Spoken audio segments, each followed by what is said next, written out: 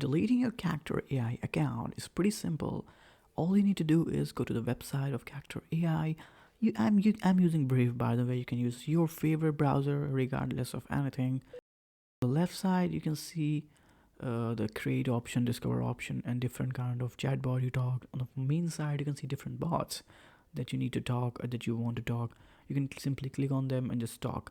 Now in the very left side bottom corner, you can see on the settings, go to the second. After setting, go to the account option. Here you can click on the manage account and data. Click on them. Then here you can see export data and delete account. Click on delete account. Now you have to confirm your username to delete this account. It's pretty simple. Just click on there and your account will be deleted forever. So this was how you can delete account on Character AI. Character AI is a very creative website when it comes to AI, chatbot, different kind of human interaction type chatbots. So yeah, I'll see you in the next one.